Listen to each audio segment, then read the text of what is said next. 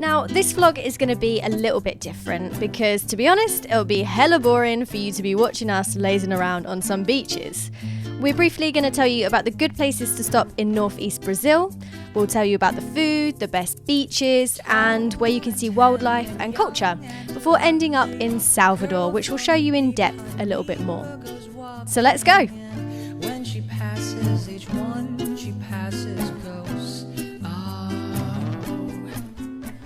When she walks, she's like a samba that swings so cool and sweet. Last night we travelled to this place. This is Porto de Galinhas. Oh, car coming. And this was somewhere that I was really excited to come to because Gustavo, one of our Couchsurfing hosts, he said that this was his favourite place, and it's special because they have these things called piscinas naturais, which means like natural pools. So when the tide goes out, there's all these pools everywhere and loads of fish, and it looks really cool. So the tide's going out in about 4 hours, so we're going to relax a little bit, get some breakfast, and then go check them out. So this food here is coxinha de frango. And by the way, I'm wearing this because I've got sunburn on my neck, so I need this to cover me. This is like almost like a potato cake, but like bread, potato, and chicken. So coxinha is what it's called, frango, it's chicken. It doesn't look like much, but it's really filling. So like this is our breakfast, and we paid like £1, 5 reais. Now a popular holiday destination, Porto de Galinhas was once very instrumental in the slave trade. Galinhas means chickens, and this place got its name from when new slaves arrived. The locals would say, there are new chickens at the port, hence Porto de Galinhas.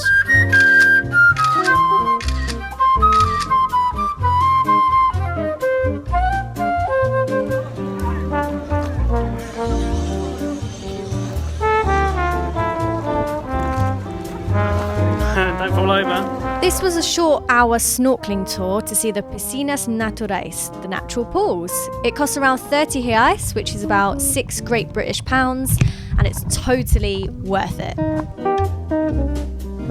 So since we last checked in with you in Porto de Galinhas, we have travelled here, which I've forgotten the name of, Maragogi. Maragogi. And it was actually quite a difficult journey here because you can't just kind of crack onto a bus and then it takes you the whole way. It was only like an hour and 15-minute drive, but we had to get 1 Uber and 3 buses. 1 Uber, 1 bus, and 2 minivans. So yeah, it was a bit of a complicated journey, but we got there and it should be worth it because we're about to go to the beach that we were told by our previous Couchsurfing hosts, Joselino and Gabi. They told us to come here because it's really, really beautiful, apparently really clear water. So we're just walking to the beach now. Let's see if they were right.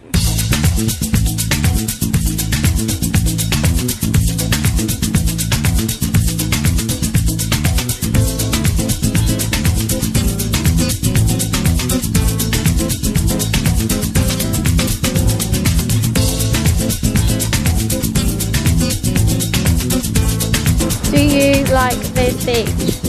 I do like this beach. We've had lots of good beaches in Brazil, we've been lucky, and it's just another day, another beach. So I'm loving it.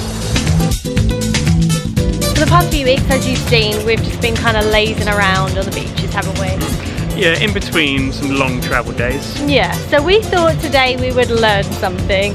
So here in Aracaju, they have something called Projeto Tamar, which is like a project all for turtles. We don't really know exactly what it's going to be, but come along on the journey and let's find out. It's turtle time.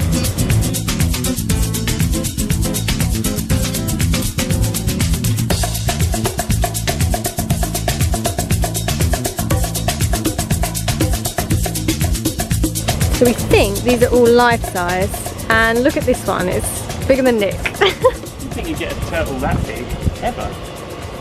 Can't be life-size. So the first thing we've learned today is that 5 of the 7 species of turtle in the whole world, 5 of them naturally occur in Brazil. Nick thought this came from a turtle, this bone, but it's actually from a sperm whale. It's quite a big boy.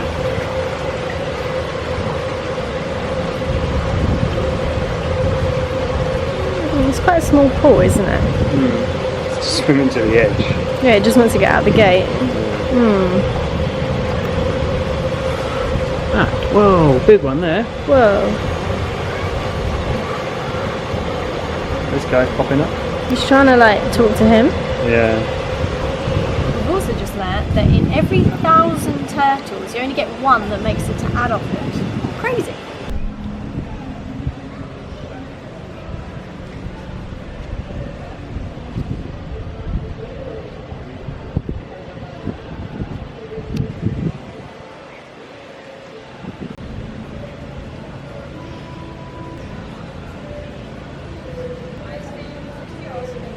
That was trying to escape.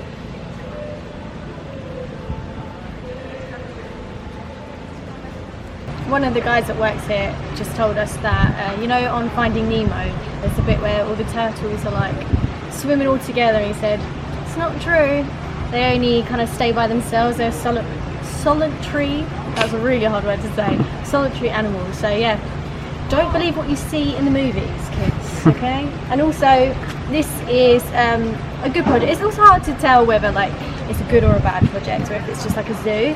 But we've just been told that the turtles here were found in nets and stuff because they come up to breathe, they submerge themselves and they come up to breathe every 4 hours, or if they're moving a lot then every half an hour. But sometimes they get caught in nets, and so it rips their skin, and then it keeps them under and they can't breathe, so then they die. But the turtles that are here, they were rescued because they were caught in nets, but they rescued them and now they're alive. Don't drive vehicles on beaches where turtles are nesting. Just like that, we're in the capital of Bahia, Salvador. This was officially the first capital of Brazil. With its rich Portuguese and African mixed history, music and dance schools, Bahian spicy cuisine, and its beaches, it's a must-go when travelling Brazil.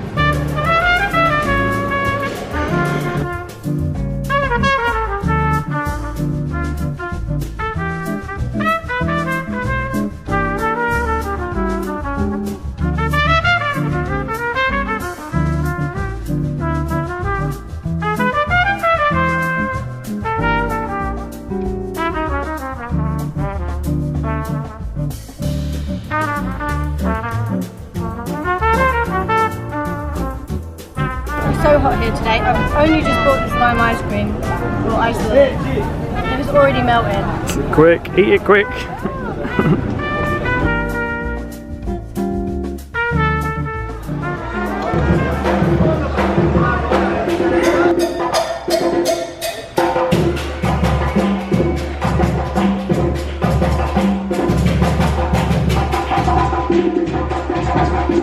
Walking around these streets, we really feel like we're in Cuba, like in Havana. Well, a much nicer version of what we experienced in Havana. But this is like, people, if you want Cuba and a nice friendly country, come to the northeast of Brazil. During Portugal's reign over Brazil, they faced competition from other European nations. Since Brazil didn't have supplies of gold or silver, the Portuguese turned to sugar production here in Bahia. This industry demanded African slaves, hence the strong African culture here in Salvador.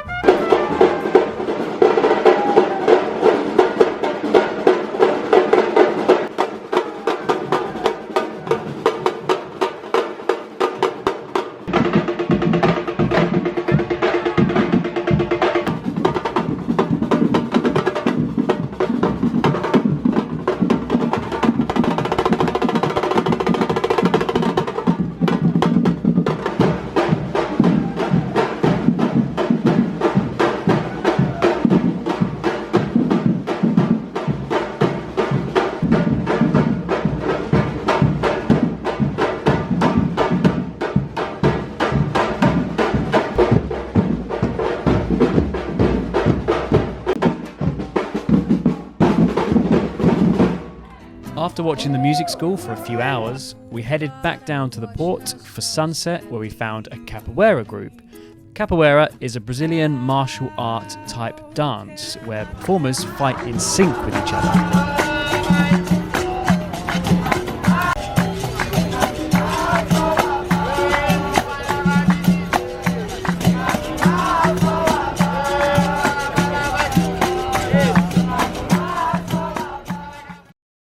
it's day 2 in Salvador and we are loving the vibe of this place. As you could tell from yesterday, there's loads of music and culture. But today we're going out to the beach. We're going to one more beach. I know you saw a lot of beaches in our last vlog, but it's okay. We've got one more and then we're going to be going inland to a national park, which will be really cool. We've heard so many good things about it. We'll tell you about that soon. But yeah, one more beach today and we're going out to find some food. So what's Bahian food? So, well, we thought it's supposed to be quite spicy compared to the rest of Brazil, and like curry and like a coconut sauce. So, you know, we've had a Bahian curry back home in England. We're not sure how authentic it is, but we're going to go and try and find a similar thing. So I'm excited about that, but like Amy said, really liking Salvador, love the African vibes here. So let's see what we can find today. Wait, but Bahian food is all about fish as well, so, and a lot of camarão, which is like seafood. And I don't like that food, so but it's good because you'll see that kind of side of things. We don't normally show fish because I don't eat much of it, so you don't really, because we're always eating together. But I'm going to try and find this chicken curry and you're going to get the fish. So because I do like fish. Yeah.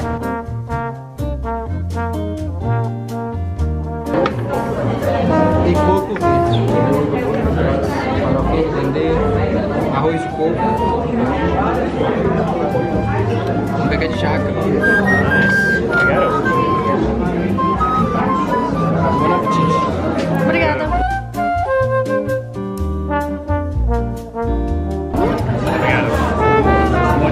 We're now on the beach after our really nice lunch. What do you think? That was amazing. Like, I think that's the best food we've had. So, well, yeah, no, it's the best food we've had. Yeah. It was like a proper Bahian curry. We had a vegetarian one, which was really good because they did do like a chicken one, and the price was 50 reais for 2 people, which is like £10.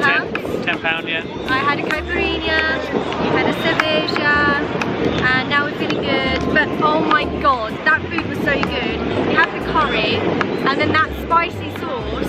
We thought it was going to be crazy spicy, but it was actually good. I just got the oil from it, dipped it over and mixed it in the curry, add the farofa, which is the yellow cassava kind of breadcrumbs. Oh my goodness, it was amazing. Yeah, really nice flavour, just that little bit of spice was beautiful. So we've had some good Bahian food. Oh, and the coconut sweets at the end. Oh yeah. They were nice. really good. Yeah, so it was like really sticky coconut sweet, and that was really tasty. I like that. So now we're going to relax on the beach for a bit and might get a little bit more food later. It's a food day today, we've decided. And then tonight, to finish off our time in Salvador, we're going to try and find some forró music. Have I pronounced that correctly? The northeast of Brazil is our favourite place in the entire world. It adds history, culture, music with great food and the best people. It's the best recipe for a backpacker. If you want more in-depth information of this area of the world, check out our travel podcast on iTunes, Spotify, or your favourite podcast app. Our next vlog will be of Chapada Diamantina, which is the best national park in the entire world. Check it! Muito obrigado!